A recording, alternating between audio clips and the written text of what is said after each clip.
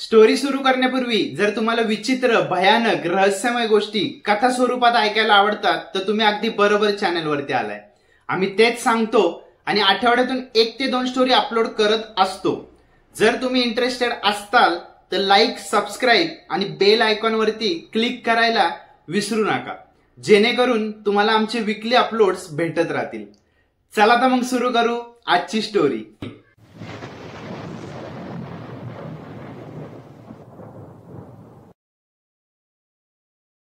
गोव्याच्या थोडस दक्षिण दिशेला जुहारी नदी आहे। नदी तसं ताज्या पाण्याचा सोर्स आहे आणि या नदीवरती मोठा वीज निर्मितीचा प्लांट आहे। त्याच्यावरती सलाउलीम नावाचं एक धरण बांधलेलं आहे। भरपूर शहरांना या धरणाचं पाणी पुरवलं जातं, पण धरण बांधताना इंजिनियरांच्या लक्षात आलं की हे धरण एवढं पाणी थांबू शकणार नाहीये, म्हणून त्यांनी हा प्रॉब्लेम सॉल्व्ह करण्यासाठी धरणाच्या बॅकवॉटर मध्ये एक स्पिलवे तयार केला। आता स्पिलवे म्हणजे काय तर मोठा पाईप म्हणू शकतो, ज्याच्यातून पाण्याचा निचरा होतो किंवा ड्रेन पाईप सुद्धा म्हणता येईल। जेव्हा पाण्याची लेवल धरणामध्ये एका नॉर्मल लेवलला असते तेव्हा ते पाणी त्या स्पिलवे मध्ये नाही जाऊ शकणार, पण जर पाण्याची पातळी एका लेवल पेक्षा जास्त वाढली तर धरणावरून पाणी न पडता ते पाणी या स्पिलवे मधून खाली जाणार आणि ते कमीत कमी 200 फूट आणि 30 फूट रुंद पाईपातून खाली पडून धरणाच्या पुढच्या भागात टाकलं जाणार।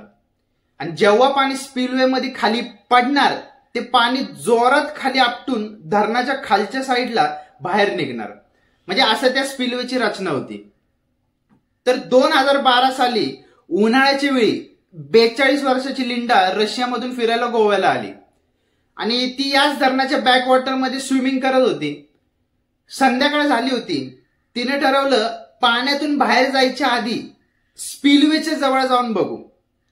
आता त्या दिवशी पाण्याची पातळी वाढलेली होती, त्यामुळं स्पिलवे मधून पाणी खाली चाललं होतं। लिंडा वळली आणि स्पिलवेच्या दिशेने निघाली।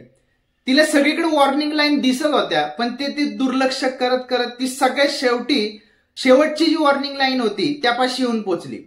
आता त्या रेड बॉलच्या खालून स्पिलवेच्या जवळ जायला निघाली। आता ज्यांनी लिंडाला त्या दिशेला जाताना पाहिलं होतं त्यांना वाटलं होतं की लास्ट लाईन सोडून कोण पुढे जात नाही आणि म्हणजे असं कोणच करत नाही, त्यामुळं जास्त कुणाचं लक्ष नव्हतं लिंडाकडं। आता जवळपास 6:30च्या दरम्यान ती स्पिलवेच्या जवळ गेली। खूप मोठा आवाज येत होता। आता जवळपास आपण म्हणू शकतो 13 लाख लिटर पाणी स्पिलवे मधून खाली उतरत होतं।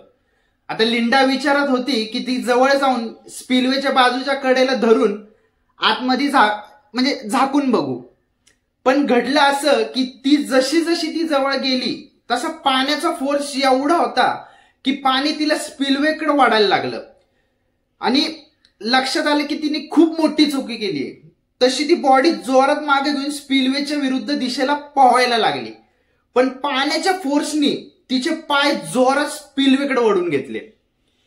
पण त्यात पण तिने जोरात स्पिलवेच्या ओढल्यानंतर स्पिलवेच्या आउटर साईडला धरलं, पण तिचे पाय आता आतमध्ये स्पिलवे मध्ये होते आणि हजारो लिटर पाणी तिच्या अंगावरून पडत होतं, त्यामुळे तिला बाहेर येणं शक्यच नव्हतं।